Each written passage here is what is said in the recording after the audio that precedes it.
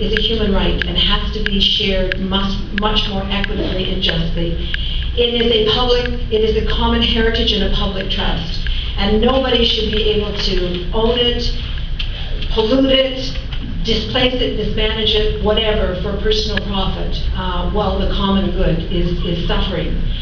We have to build on the notion that water has rights too, and this takes it a step further. It's not just a human right, that water actually has its own rights, and we have got to start thinking about changing our laws to make them more compatible with the laws of nature. If we do not do this, we're going to see ourselves in collision, increasing collision with the declining water stocks in our world. Somebody jokingly said, well, you're saying nobody can fish, and I'm saying no, but nobody can fish a species to extinction. It would be against the law to destroy nature in that way, and we have to start thinking of it very differently. And we're working with people in the U.S. who are working on local initiatives, local community ordinances, where they say we're protecting this local watershed from whatever, fracking or sludge deposits or bottled water, whatever. There are many, many issues that we're all dealing with. But they come together and say, we are declaring ourselves the stewards of this water, and you can't come in here and take it. And if the higher up levels of government will not protect it, then we will. And it's a revolution that's taking place. And a friend of mine compares it to the human rights movement in her country. And I think we also have to build on the notion that water can teach us how to live together.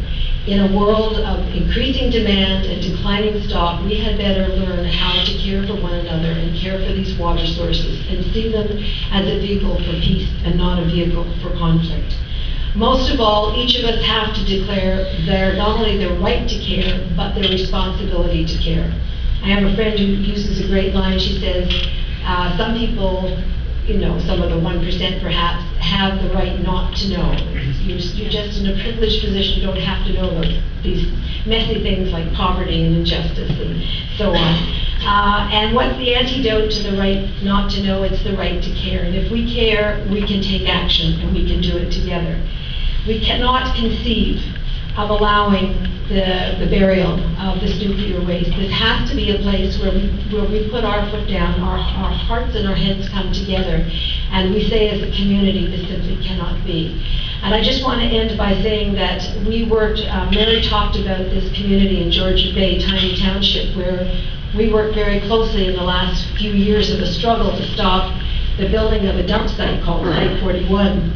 And it had been going on for over 20 years, but the hurdles had all been passed, and they were beginning to move the heavy equipment in. They confiscated the farmlands, prime A farmland, sitting on top of an aquifer called the Alliston Aquifer that was tested to have the cleanest water ever tested in the world. So what do you do with the cleanest water? Well, you put a big dump site on it, right?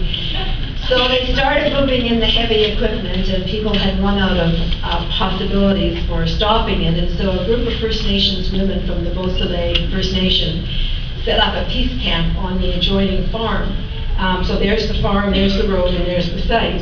And every morning they would just happen to hold a prayer vigil in front of the trucks before they could arrive. So they held up, and a group of them and us and local farm people and local community people just managed to hold it up long enough that it stopped the construction for the summer, because they were going to be moving into frost. And so they started making arrests, and one of my favorite stories is they arrested an 82-year-old woman who was home baking butter tarts for the church bazaar when they arrested her. So she, I knew we were going to win when they were arresting butter tart making 82-year-olds who never so much as had a parking ticket. And she said to the media, if I'm going down for water, and that's okay with me, right? But, yeah.